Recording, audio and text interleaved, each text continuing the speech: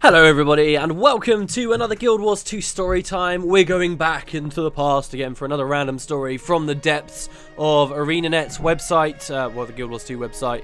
This time we're looking at Canach's story. I really kind of like this, how every time I do a story time here, it's on a totally different topic. It's like we're playing with the narrative.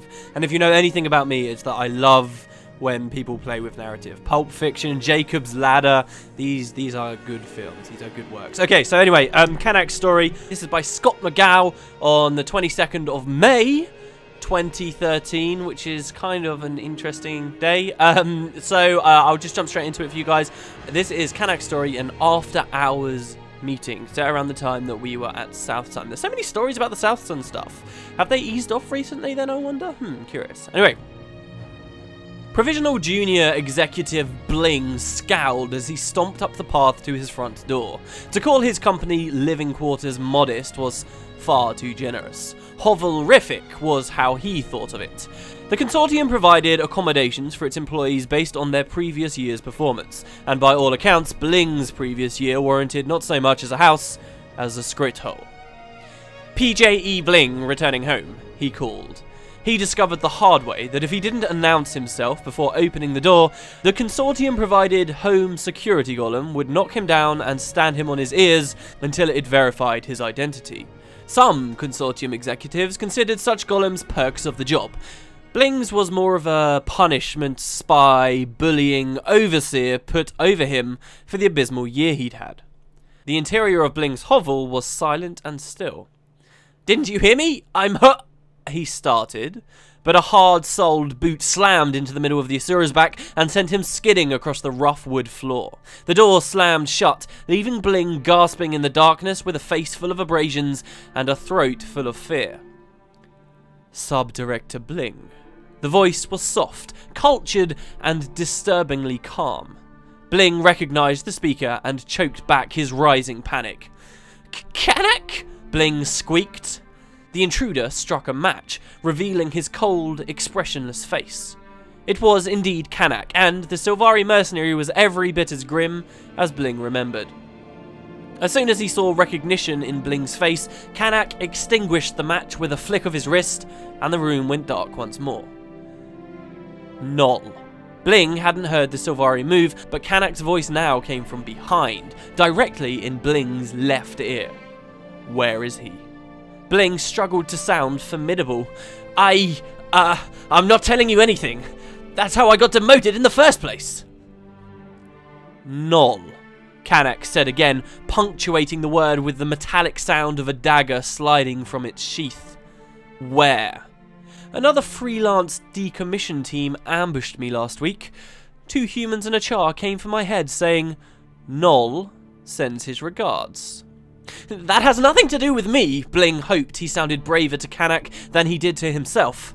"And where's my golem? I'm responsible for it, you know." "Never mind the golem." From behind Bling, Canach struck another match and tossed it over the Asura's head to the floor. It landed next to a coarsely woven sack sitting between Bling and the door, large enough that Bling would have needed to sling it over his shoulder to carry it.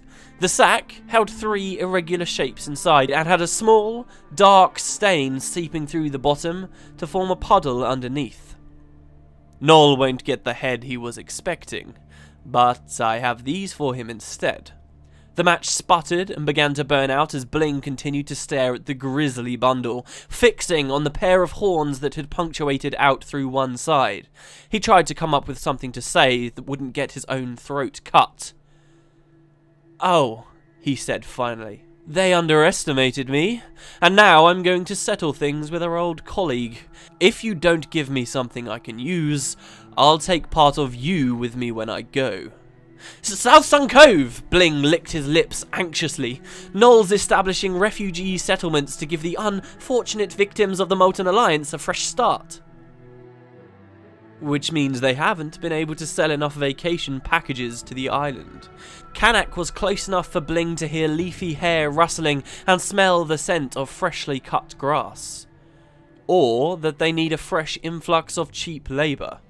Both, actually. Bling decided coming clean was his best chance of surviving the night. And it's not going well. Most of the settlers would have already left if not for the contracts they'd signed. Canach was silent in the darkness for a painfully long time, and then he said, "These contracts, are they on South Sun Cove?" "The originals are. Copies too, if I know Null. He'll have them filed at HQ and with the Archives Department." Bling heard Canach's dagger slide back into its sheath. Hope began to gnaw at the edges of his fear. "Does this mean I get to live?" "For now." The door to Bling's hovel opened and waning daylight streamed in. The bloody bundle was gone from the floor, but the puddle remained. Emboldened, Bling snapped. "Wait! What about me? They're going to scramble me like one of Owain's omelettes for talking to you." Canach paused in the doorway, the gruesome sack hanging heavily from his hand. "I don't plan on telling anyone I was here.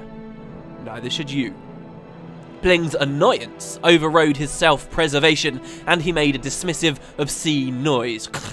"Great plan. Let's say nothing and hope for the best." He paused, and when Canach didn't kill him, or threaten to, he continued, "And what about my golem? I have to pay for it if anything." "Start saving your coins, then. I have something in mind for your tenacious metal friend. Rest assured I'll put it to better use than you ever could." The door slammed and the room went dark once more.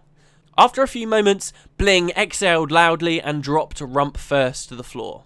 He could report the golem missing, with no idea where it went or why, and it would be 100% true. As a loyal consortium employee, it was also his duty to find a higher-ranking executive immediately and warn his former colleague Null what was coming his way. He should have leapt up right then, run straight to the Home Office, and told them everything. Instead, Bling eschewed the oil lamp from his nightstand and fumbled around in the dark until he found the bottle of rot-gut grog he kept under his bed. "Good luck, Null," he said aloud. He uncorked the bottle, toasted to the dark and empty room, and took a long pull. Bling shuddered as the fiery liquid burned all the way down to his gut. "You're going to need it." And that is I always do this at the end of the story. I'm always like, and that is the end of the story. It's like becoming a thing. But that is the end of the story. This is one of those occasions where you read a story on the Guild Wars 2 main website, and really we don't get much in the lore here. This has like no insights, especially after the patch came out. Obviously there's a bit of a hint there about what we did eventually see with Null and, you know, the golem that he was fighting in Canach's lair. We saw this stuff when it actually came out in game, and these were minor hints as to what was to come, but really in terms of the grand scheme of the universe and in terms of even the living story, there's very little that's expressed by this story. However, I do find it to be very well written. I like Bling, you know, this idea that there's all this stuff he should do after he's just been threatened, his life has been threatened, but instead he just sort of sits there in the dark and has a drink. I like that, you know, that's so believable. It's such a believable thing for this character. And also, you know, this reminds me of Canach. It seems like such a shame that his story was just cut short, you know. Oh, he was captured and then that's it. It's a bit like, you know, we've got two characters at the moment that were big parts of the living story that have just been caged up right now. Yeah, I guess way back then, you've got to think as well, ArenaNet kind of, they made a decision to put Scarlet as one of the nemesis, the big villain for the living story. I think Canach was doing a pretty good job. You know, he was basically a villain, but he's always been this character that was very two-dimensional. Like, everything that Canach did, he was causing chaos and being a complete villain, but it's only to screw over the consortium because they have just been so evil themselves. And I always liked that. I liked Canach, and he's just sort of stepped away from the story. You know, they're both Sylvari characters. If they desperately wanted the Sylvari to be a big part of the living story, that would still be happening if we had Canach going forward here. And, you know, we had this idea as well of Canach. One of the screenshots, even in this story, is how he's wearing his molten gauntlets, and then, like, I don't know, they just sort of abandon it to the wayside. Nonetheless, though, better late than never, as I always say, well, that I sometimes say. For those of you who are wondering even who Bling is and why he had such a bad year, this is the guy that was, like, spamming constantly in Lion's Arch during the original South Sun event when it was very first added, and he was, the thing he was particularly spamming was, oh, this new vacation, follow through the portal, blah, blah, blah, you know, over and over and over again. That was this guy. And when the event kicked off and you got to do like that scavenger hunt on the beach and stuff, you could talk to him and interrogate him, And basically, eventually he cracked, and he told you, oh yeah, the consortium basically are behind this thing with Akaka. And from that, I am guessing that is why in this position, like, he's been punished by the consortium, because he had cracked in the end. But also, you know, he was quite closely tied in this dialogue to Canach at the same time. Like, he was the guy that specifically pointed you to Canach. So that makes this scene even more tense, which is pretty cool. One other small thing about Bling that I've just seen on the wiki as well is he's the guy that was, like, the ex-boyfriend of Levy. Levy, who is, like, one of the more decidedly good characters during that story arc. And, yeah, apparently they used to be on the same crew together, but then he left her. This is the same character, okay? This is some of his dialogue. We can say, let's leave Levy aside for now. I need your help. To which he replies, ha! Like I left Levy aside months ago. Zing! The only help she needs now is a crying towel. Double zing! Just call me Bling the Zinger. Now then, what did you want to ask, right? This is that same guy. So, if you remembered that dialogue, then it's kind of nice maybe to see him get his comeuppance in this story. And I hope you guys enjoyed this story.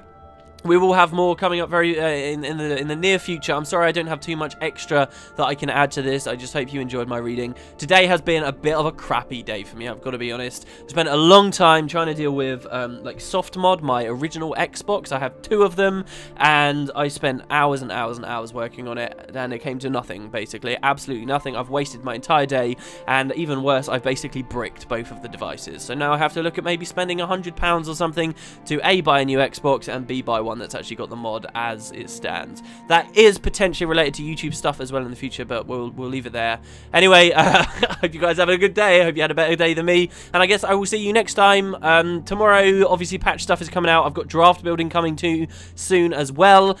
And next week's Q&A should be much closer to Wednesday, maybe Thursday if draft building ends up on that Wednesday, but whatever. Thank you guys. I hope you're having a wonderful time. Hope you're still having fun with Halloween and stuff. And I will see you next time, definitely for the Tower of Nightmares. Who knows, maybe Canach will have something to say there too. Marjorie Delacroix's back, why not him too? He's probably not going to be, but hey, whatever. I'll see you next time.